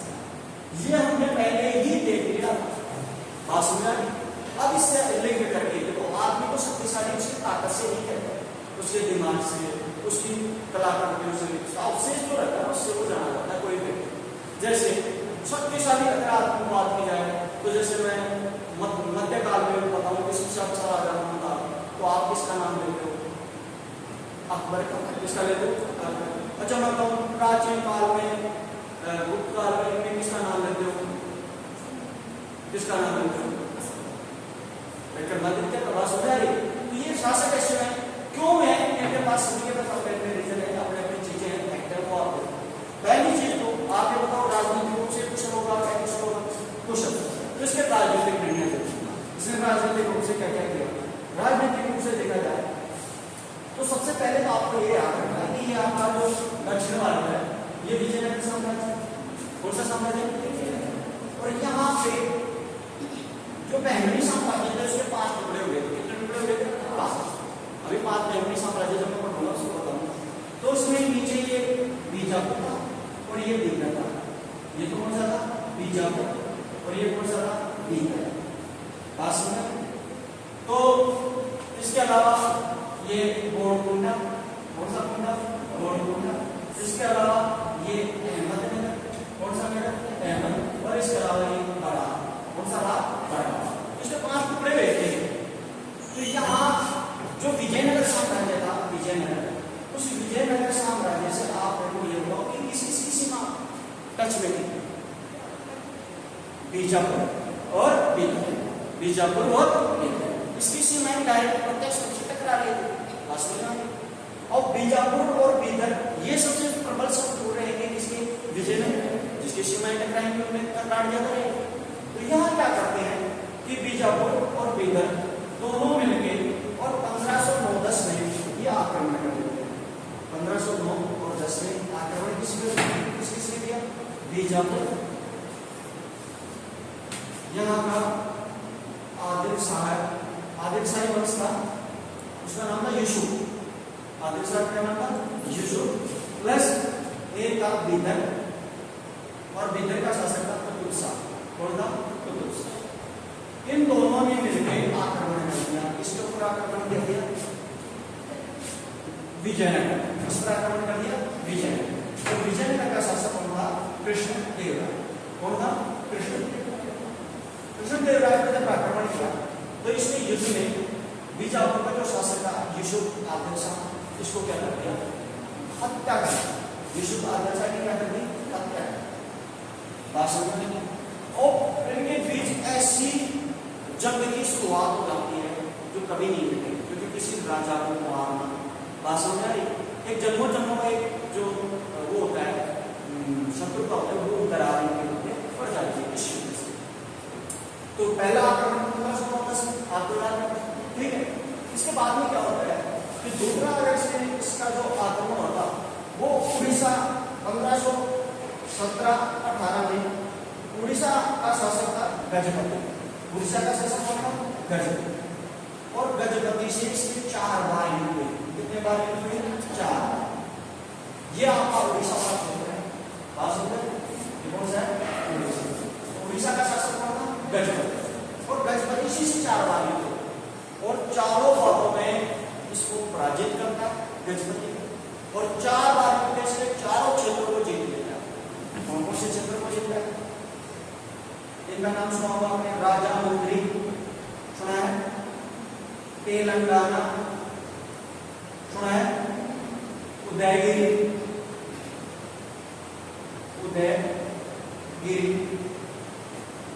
राजा का, ठीक है, राजामुंद्री, तेलंगाना, उदयगिरी, और एक था कौन सा? कोंडापल्ली। ये चारों क्षेत्र कौन जीत लेता है? कृष्णदेव राय। और कृष्णदेव राय जब इसको बहुत ज्यादा बार पराजित करता है तो समझौते के तौर पे गजपति अपनी बेटी का विवाह गजपति अपनी देवी का विवाह किसके साथ कर देता है? कृष्णदेव। किसके साथ कर देता है? कृष्णदेव। ठीक है, तो ये भी आपको याद रखना है। तो इसकी दो पत्नियां थी। इसकी कितनी पत्नियां थी? दो। इसके साथ आप पत्नियों को देख लें। पत्नी की बात की जाए तो उसकी दो पत्नियां थी। एक का नाम था तिरुमला देवी, और एक का नाम था चिंतामणि देवी। तो ये चिंतामणि देवी जो थी वो उड़ीसा के शासक गजपति की पुत्री। बात समझ रहे हैं? तो इनकी दो पत्नियां थी, एक तो तिरुमला देवी थी और दूसरी कौन सी थी? चिंतामणि। बात समझ रहे? तो देखो इसने 1509 में बीजापुर के आदिल शाह क्या कर दिया और बीजापुर इधर दोनों को एक क्या कर दिया? पराजित कर दिया। इसके अलावा 1517-18 में जब युद्ध चल रहा था तो इस युद्ध दौरान इसके ऊपर तीसरा आक्रमण फिर कर देता है कौन? 1517 में आक्रमण कर देता है बीजापुर। कौन आक्रमण करता है? बीजापुर। और बीजापुर को फिर पराजित कर देता है और बीजापुर को पराजित करके और जो ये रायचूर वाला क्षेत्र है, ये वाला क्षेत्र है जो मैंने पिछले एपिसोड में बताया, ये क्षेत्र क्या कहलाता था? रायचूर से कौन सा कहता था? कृष्णा और तुंगभद्रा, और कृष्णा और गोदावरी नदी के मध्य वाला क्षेत्र क्या कहलाता था? मराठा। ये वाला क्षेत्र क्या कहलाता था? मराठा। और ये वाला क्षेत्र क्या कहलाता था? रायचूर। तो रायचूर वाला जो क्षेत्र था वो अहमदनगर के शासक ने इनसे बेहतरीन जो साम्राज्य था मोहम्मद शाह, उसने समझौता करके उसको दे दिया। वो समझौता करके दिया था। बात समझ आ रही? उसने समझौते में आप समझौता टूट भी सकता है, लेकिन आप किसी चीज को विजित कर लेते हो तो वो आपके अटूट रूप से होता है। जैसे इसने क्या किया कि बीजापुर के ऊपर आक्रमण किया और ये जो रायचूर वाला क्षेत्र था, रायचूर, उसकी संधि को तोड़ा। पहले उन्होंने संधि तोड़ के अंदर आ गए, तो उसने संधि को फाड़ दिया। पहले आज से संधि खत्म, अपन युद्ध करते हैं, जो जीतेगा वही इसके अंदर होगा। तो उसने संधि को तोड़ा और संधि को तोड़ के रायचूर की संधि को तोड़ के उसको विजय किया। बात समझे? उसने संधि नहीं की, क्या किया? विजय। तो तब रायचूर विजय किसने की थी? कृष्णदेव राय। बात समझे? यहाँ पे रायचूर। अच्छा बताओ, रायचूर के लिए संधि किसने की थी? बुक्कानी, हरिहर का भाई होता बुक्कानी, उसने की थी। लेकिन इसने रायचूर को विजय किया। रायचूर को क्या किया? विजय। इसके अलावा एक और चीज, रायचूर के अलावा एक और काम करता है। क्या करता है कि 1520 में फिर आक्रमण करता है। कौन करेगा? बीजापुर। ये बीजापुर सर जन्मों का शत्रु। बीजापुर इसका क्या है? जन्मों का शत्रु। तो बीजापुर, अब यहाँ पे वो आदिल शाह और इसका शासक का नाम था इस्माइल। आदिल शाही वंश है। यहाँ का शासक कौन था? इस्माइल। पहले तो कौन था? यूसुफ। तो इस्माइल ने इसके ऊपर आक्रमण किया और फिर पराजय किया। इसको क्या कर दिया? पराजय। अब देखो ये आदमी इतना कुव्वतदार है, तो जाहिर सी बात इसके पास कोई ताकत होगी, उसके पास बहुत अच्छा आदमी होगा, उसके पास कुछ होगा। इसके पास ऐसे कौन से लोग थे? इसके पास ऐसी बौद्धिक शक्ति क्या थी? इसका राजनीतिक शक्ति क्या थी? इसकी आर्थिक शक्ति क्या थी? इन चीजों के बारे में देखोगे तो आपको पता लग जाएगा कि ये चीज सोर्स क्या था। ये सोर्स आज के इसी जीवन में रहते हैं, लेकिन लोगों को क्या है, जीवन को मैनेज नहीं करना आता। उनके आपके जीवन में हर किसी के इससे सोर्स रहते हैं। बहुत अच्छा आदमी रहता है आपकी जिंदगी में और बहुत खराब रहता है, लेकिन चुनाव आप करते हैं। बात समझ आ रही?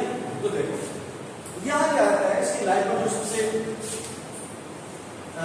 मैन, जो इसकी राइट हैंड था, जो इसकी ताकत था, उसका नाम था अल्बुकर्क। नाम सुना है अल्बुकर्क? ये पुर्तगाली गवर्नर था। कौन सा गवर्नर था? पुर्तगाली गवर्नर।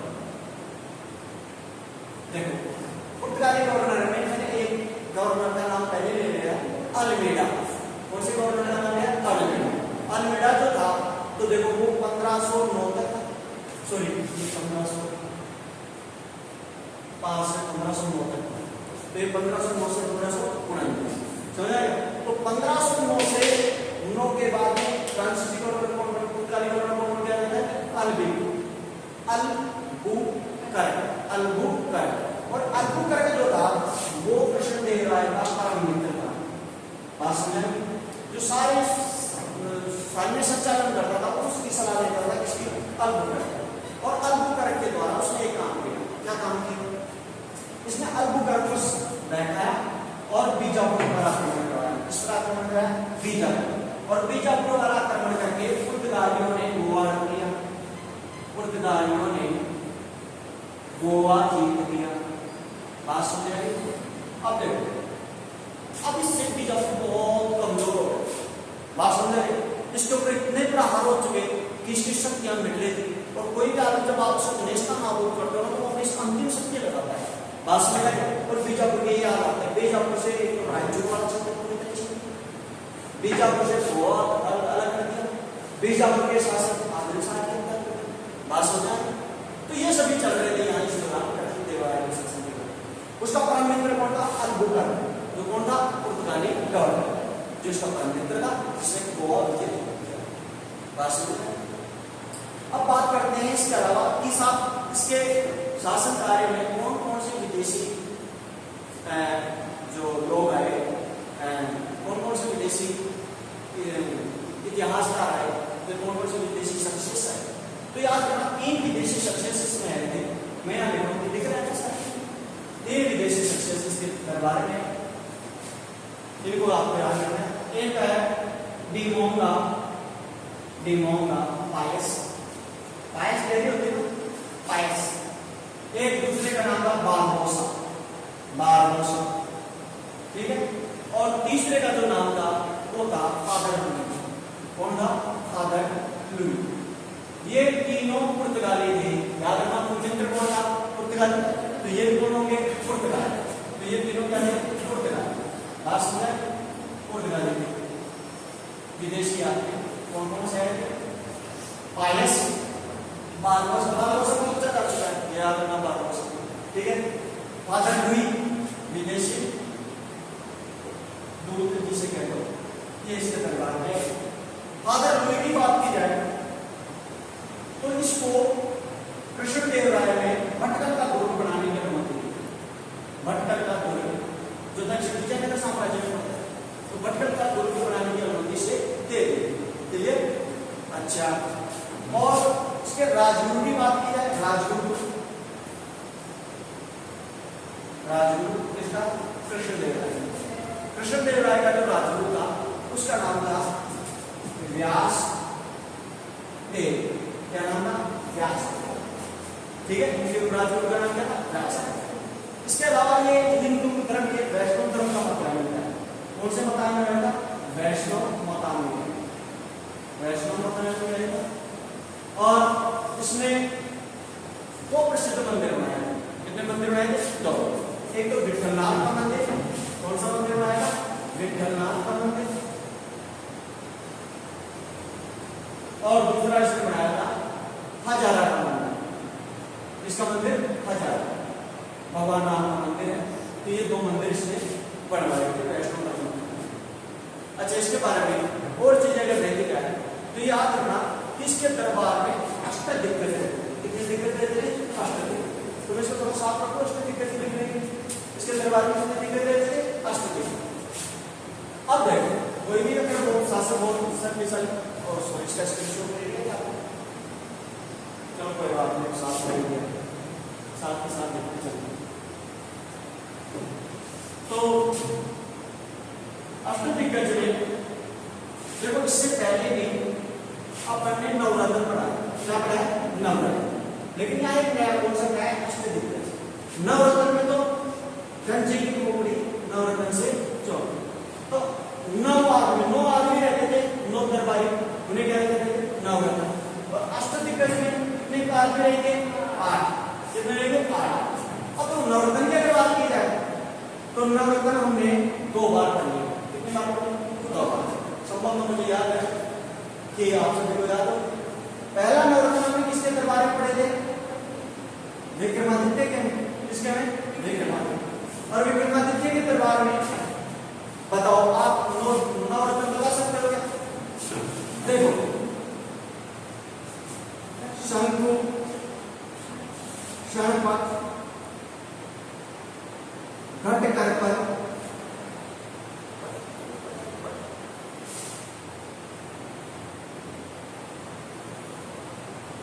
इसके अलावा था कालिदास,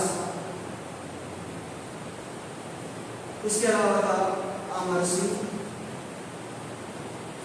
इसके अलावा था वेताल,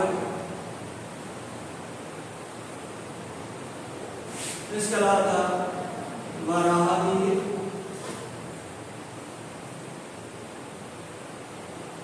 इसके अलावा था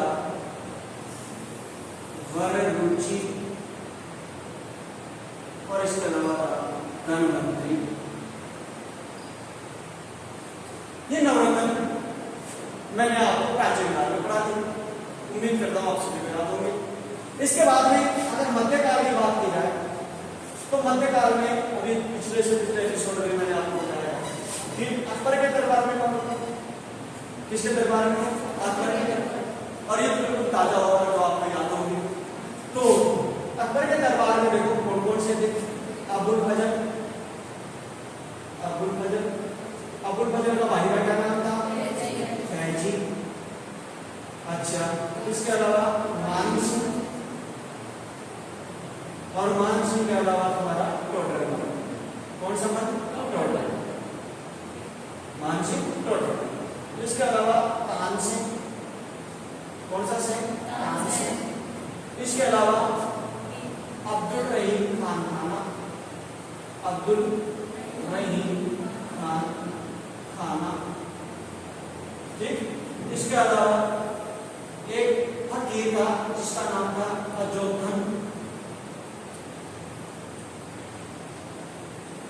और इसके अलावा मुल्ला दो प्याजा, मुल्ला दो प्याजा। और लास्ट वाला तो तुम्हें याद रखना है जो अकबर का सबसे खास आदमी था, उसका नाम क्या था, तो ये दो रत्न वहां पे हो गए थे। मैं फिर से एक बार बता देता हूँ। अब आते हैं बात अष्टदिग्गज की, किसके बात आती है, अष्टदिग्गज। तो मध्यकाल में ही अष्टदिग्गज जो आएंगे वो दो बार आएंगे, कितनी बार आएंगे, दो बार।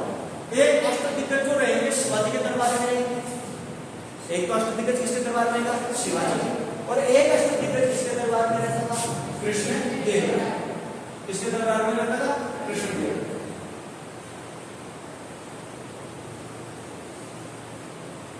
ठीक, तो इसमें था पेडन्ना, पेडन्ना, तेनाली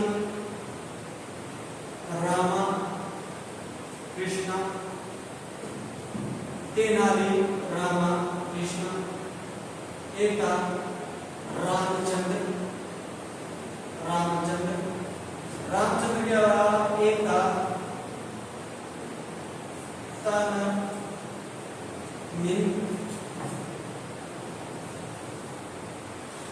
एक था मर्रन, एक था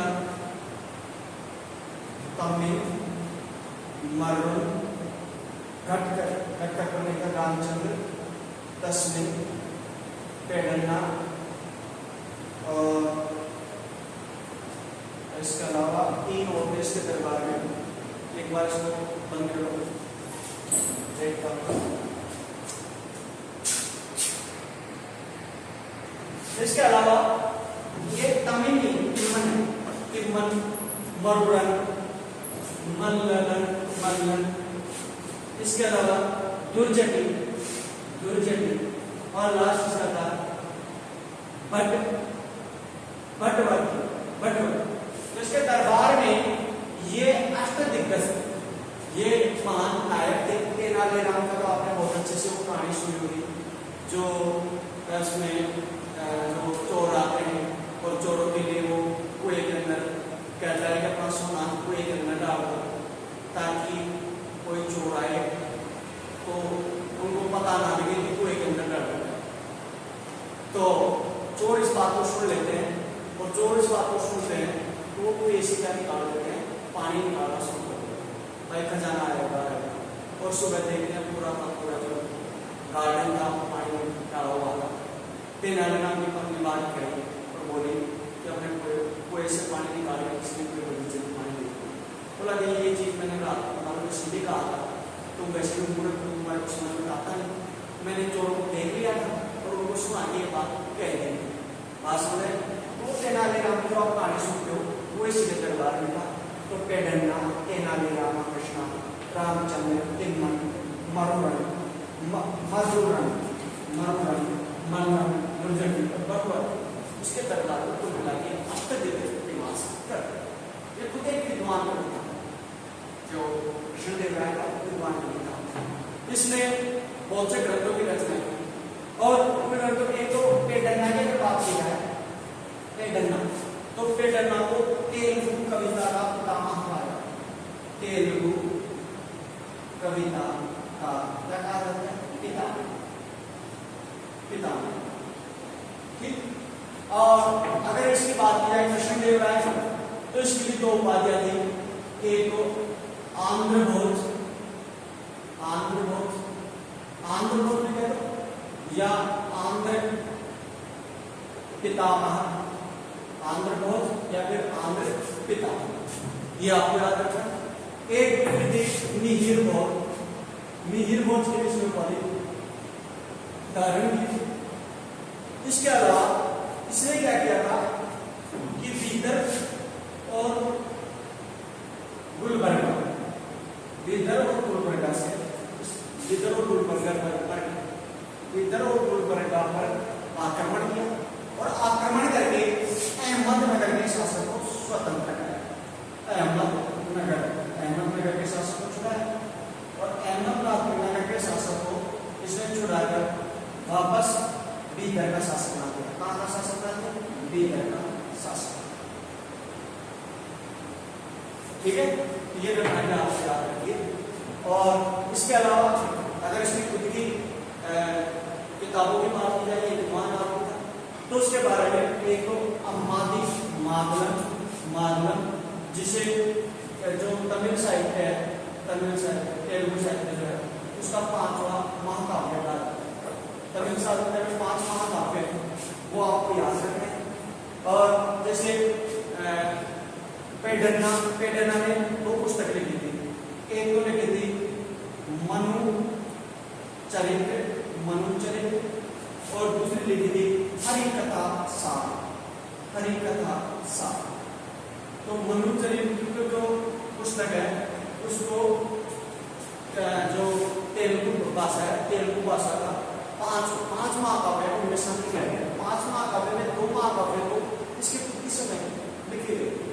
इसके समय संस्कृत भाषा, संस्कृत के अलावा तेलुगु, संस्कृत और तेलुगु, तीसरी थी कन्नड़, तीनों भाषाओं का सर्वोत्कृष्ट विकास हुआ। समझ आएगा? इसके समय तीनों जो इसके जो जितने भी दरबारी थे, तेनालीराम, ये सभी इन्होंने भी ग्रंथ लिखे हैं, ये सब मैं आपको बताएंगे। इसकी 2 उपाधियां आपको याद रखनी है। और इसके अलावा इसमें जो अहमदनगर के शासक को छुड़ाकर जब बीदर में इसने इसको प्रतिष्ठापित कर रहा है, तो इसने एक उपाधि धारण की थी। उस उपाधि का नाम था यमनराज स्थापनाचार्य। कौन सी उपाधि धारण की थी? यमनराज स्थापनाचार्य, यमन के राजाओं का स्थापनाचार्य, स्थापना करने वाला। बात समझ में? तो इसके बारे में ये इतना सब कुछ था। आप इसका भी स्क्रीनशॉट ले सकते हो।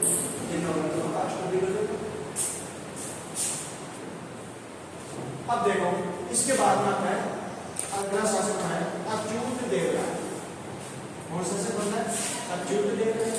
और अच्युत देव राय की अगर बात की जाए तो ये शासक था 1529 और शासक करता है 1545। ठीक है, ये सेकंड लास्ट शासक था सूर्यवंश, सेकंड। इसके बारे में 3-4 चीजें। पहले तो इसे कृष्णदेव राय ने नॉमिनेट किया। कृष्णदेव राय ने उत्तराधिकारी घोषित कर दिया। ठीक। दूसरा, इसने जो अपना राज्याभिषेक कराया, बड़ा खतरनाक किस्म का, तो अपना राज्याभिषेक को करवाता है, वो करवाता है तिरुपति मंदिर में। तिरुपति बालाजी का मंदिर का नाम सुना है? बताओ, तिरुपति बालाजी का मंदिर कहाँ है? कहाँ है? आंध्र प्रदेश।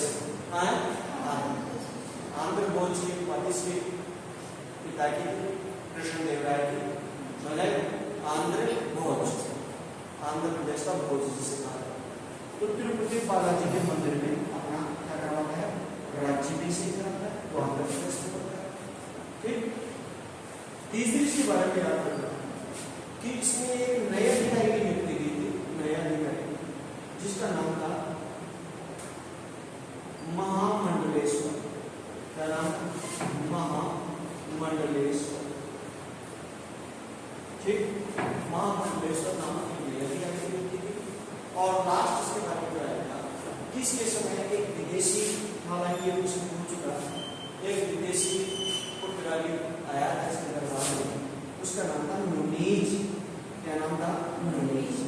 आपको याद हो तो नूनीज का नाम मैंने पहले ही कहा निकाला, देवराय सेकंड में नूनीज का नाम निकाला। मैंने कहा था अभी नूनीज आएगा, अच्युत देवराय के दरबार में आएगा, तो अच्युत देवराय के दरबार में ये संबंधित थे, इससे संबंधित ये बात है और इसके बारे में डिस्कशन है। क्लियर? अच्युत देवराय का आपको स्क्रीनशॉट व्यवस्था क्या है।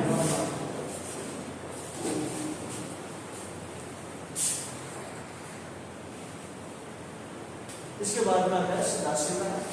तो सदाशिव राय 1582 में शासक रहा और 1570 तक शासक रहा। ये तुलु वंश का अंतिम शासक, तुलु वंश का अंतिम शासक। अब इसके बारे में देखो, इसके समय एक्चुअली देखिए मूल शक्ति थी ना, वो दो भाइयों को शासन में केंद्रित थी। इसका जो सबसे प्रसिद्ध मंत्री जो था,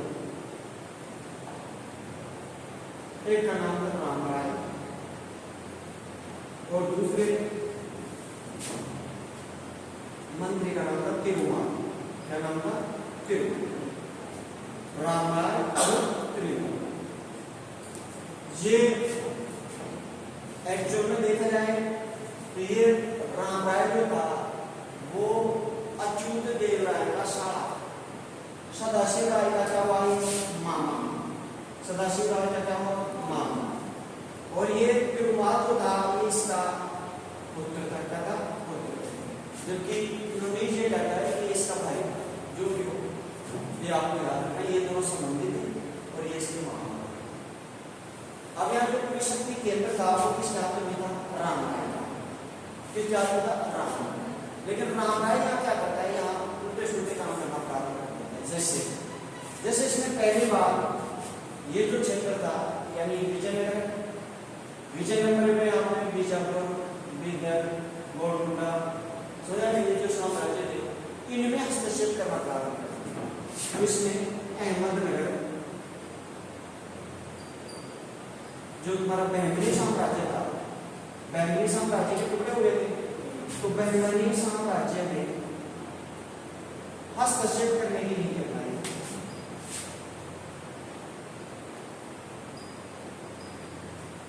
हस्तक्षेप करने की क्या अपनाई? नीति। इसका शुभकान आपको क्या मिलता है? इसमें क्या किया? 1557 में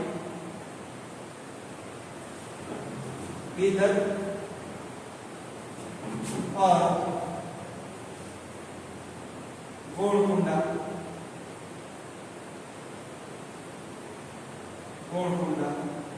इनसे मिलकर और अहमदनगर को लूट लिया। अहमदनगर को लूटा। ये तो सॉरी बीजापुर और गोलकुंडा दोनों से मिला। ठीक, और किसको लूट लिया? अहमदनगर। अब यहाँ बोलना है कि ऐसा कोस हो गया, यहाँ ऐसा कोस इसलिए हो गया क्योंकि ये पता था कि अब यहाँ के जो लोग थे वो बार बार आ रहे थे और ये बार बार आक्रमण हो रहा था, बार बार ये अंदर आ रहे थे, जा रहे थे। अब तक तो राजा युद्ध कर रहा था, चलने वाली बात है। लेकिन अंदर में जब सेंध मारी जाती है तो याद रखना कि जब आपका शत्रु आप किसी के घर में जाके सेंध लगाते हो तो घर में चाहे कितनी फूट हो, मैं एक बहुत अच्छी चीज बता देता हूँ, घर के अंदर चाहे कितनी फूट हो, लेकिन जब बाहर के आदमी आप जाके अंदर सेंध लगाता है तो घर वाले सारे एक साथ हो जाते। तो कभी भी ये गलती मत करते हैं कि चाहे घर वाले कितना ही मार ले, कितना ही पीट ले, ये आपस में हमेशा लड़ते रहते थे। लेकिन सेंध लगने के कारण ये सारे एक साथ हो गए और इन्होंने आकर और विश्व का जो ऐतिहासिक युद्ध लड़ा गया वो याद रखना 21 से 24 जनवरी 1561 में, जिसे कहते हैं तालीकोटा का। कौन सा युद्ध? तालीकोटा या राक्षस तंगड़ी। कौन सी तंगड़ी? राक्षस तंगड़ी या बन्नी हट्टी का युद्ध। देखो तालीकोटा क्यों कहा जाता है? क्योंकि ये तालीकोटा, ये वाला क्षेत्र जो था वो क्या कहा जाता था? तालीकोटा।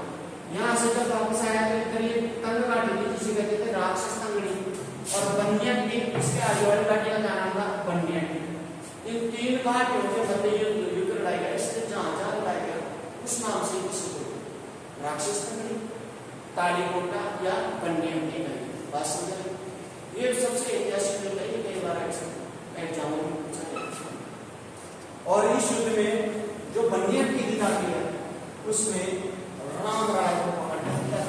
किसके क्या कर देते? राम राय। ये युद्ध किस के मध्य लड़ा गया? ये युद्ध लड़ा गया Bijapur plus Bidar plus Golconda plus Ahmednagar versus Vijayanagar. Versus कौन था? विजयनगर। विजयनगर की जो सेना का नेतृत्व कर रहा था वो कौन कर रहा था? राम राय। कौन कर रहा था? बात समझ? सदाशिव राय इस युद्ध में भाग नहीं लेते, वो अपने घर पे रहते। राम राय इस युद्ध का नेतृत्व कर रहा था और राम राय युद्ध करता हुआ मारा था। क्लियर? अब यहाँ पे क्या होता है इसको दोबारा देखें। इसमें एक शक्ति ने भाग नहीं लिया। किसने भाग नहीं लिया? बरार। किसने भाग नहीं लिया? बरार ने भाग नहीं लिया। ये एग्जाम में पूछा जा चुका। राक्षस तंगड़ी के युद्ध में किस दक्षिण भारत की शक्ति ने भाग नहीं लिया? क्यों नहीं लिया था? क्योंकि इसके और गोलकुंडा की लड़ाई चल रही थी। किसकी लड़ाई चल रही थी? गोलकुंडा और बरार। ये चाह रहा था कि गोलकुंडा वाले पिटने। बात समझ रहे? तो गोलकुंडा की वजह से युद्ध में भाग ले रहे हैं। तो होता क्या है कि भाई 23 से 25 जनवरी जो युद्ध लड़ा जाता है वो 1565 में लड़ा जाता है। और इस युद्ध में कौन मारा जाता है? राम। कौन मारा जाता है? राम। और राम राय की हत्या किसने की थी? अहमदनगर के शासक ने की। अहमदनगर का शासक कौन था? कुतुब शाह। किसने की थी? कुतुब शाह। मोहम्मद कुतुब शाह ने इसकी हत्या की। ठीक है। और अहमदनगर की अगर बात की जाए तो अहमदनगर के शासक को ही बीदर और गुलबर्गा से आजाद करवाकर कृष्णदेव राय ने उसे कहां प्रतिस्थापित किया था? वापस बीदर का शासक। और उसने एक उपाधि धारण की थी। कौन सी स्थापित की थी? यमन राज स्थापनाचार्य। यमन राज स्थापनाचार्य। तो इससे एक कॉन्सेप्ट निकल के आता है कि जिस किसी परिवार में तुम जिसके ऊपर बहुत ज्यादा एहसान करते हो, जिसको तुम परिवार से छुड़ाते हो और जिसे स्थापित करते हो, जब तुम्हारे खिलाफ वो षड्यंत्र बना के पूरा परिवार इकट्ठा होगा तो वही व्यक्ति तुम्हारी हत्या करेगा। ये हमेशा याद है। क्योंकि कुतुब शाह को ही उसने छुड़ा के भीतर का शासक आया था। जब वो पिट रहा था उसके जेल के अंदर से छुड़ा के, और कुतुब शाह ने किसकी हत्या कर दी? राम। बात समझ रहे? इतिहास में ये युद्ध 3 नामों से जाना जाता है। तालीकोटा का, कौन सी कोटा? तालीकोटा या राक्षस तंगड़ी। कौन सी तंगड़ी? राक्षस तंगड़ी या बन्नी। कौन सी हट्टी? बन्नी। तो ये युद्ध इतिहास में माना जाता है। अब क्या होता है कि इस युद्ध के कारण बहुत ज्यादा क्षति पहुंचती है और इस शक्ति के कारण ये जो कुलु वंश है इसकी नींव गिर जाती है। 5 वर्ष बाद में यानी 1570 में तुलुक वंश की जगह एक नया वंश स्थापित होता है जिसका नाम था अरावेडु वंश। कौन सा वंश था? अरावेडु वंश। अरावेडु वंश की अगर बात की जाए तो इसकी स्थापना 1570 में हुई और ये 1649 तक चला। ठीक है, सबसे पहले इसमें आता है कौन? तिरुमाल। कौन आता है? तिरुमाल। तिरुमाल जो शासक बना वो 1570 में शासक बना और 1570 से लेके कब तक रहता है? 1584 या 1586 तक शासक। तो इसके बारे में याद रखना, इसमें ये अराविड वंश का क्या था? संस्थापक। अराविड वंश का क्या था? संस्थापक। दूसरा इसमें याद रखना, इसमें तुलु वंश का जो अंतिम शासक था क्या नाम था? सदाशिव राय। अंतिम शासक सदाशिव राय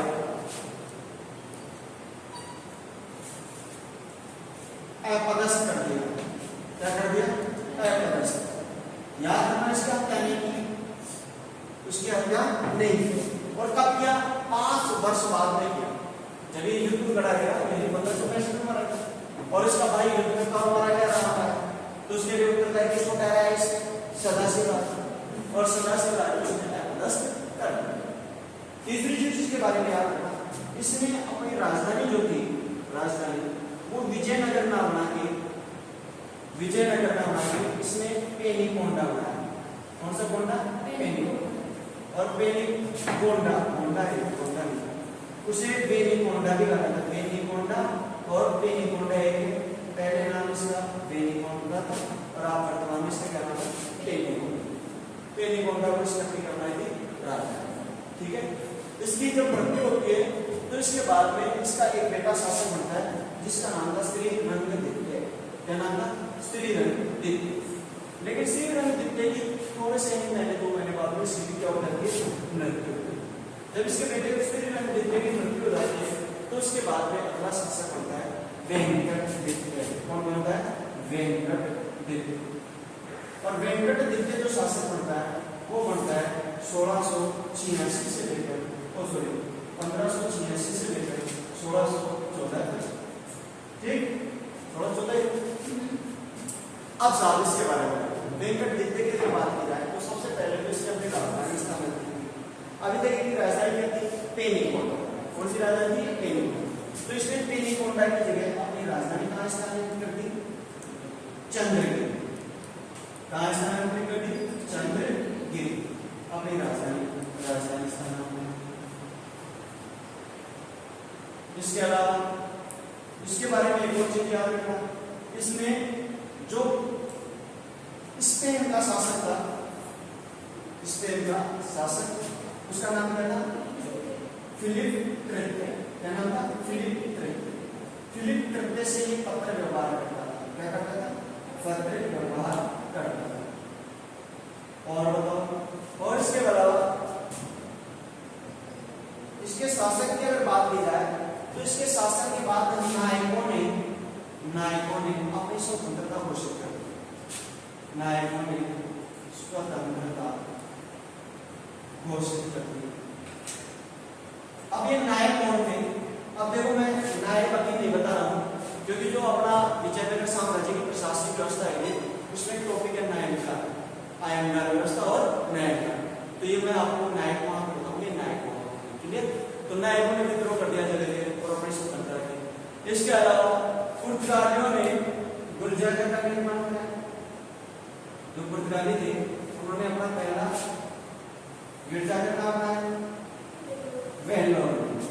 पहला गिरजाघर बनाया और ये कहाँ बनाया? वेल्लोर। कहाँ बनाया?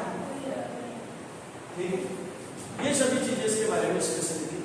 और इसके अलावा इसके बाद में जो अगला शासक बनता है, जो अंतिम शासक था इस वंश का, कौन से वंश का? अराविड वंश।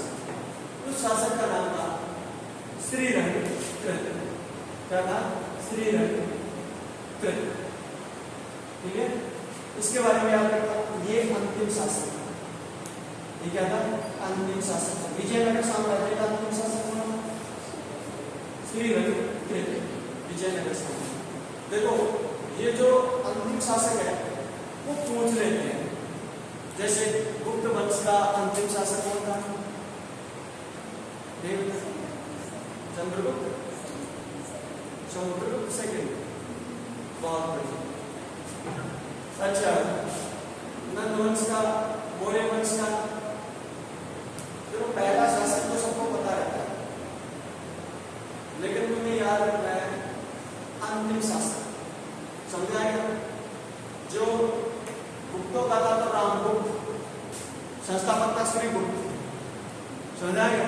पहला शासक कभी भी याद नहीं रखना, क्योंकि संस्थापक को सभी जानते हैं और वो तो बहुत छोटी एग्जाम्स में अगर बात की जाए, जैसे आपने लोग बहुत मोटी एग्जाम उनमें पूछा जाता है संस्थापक।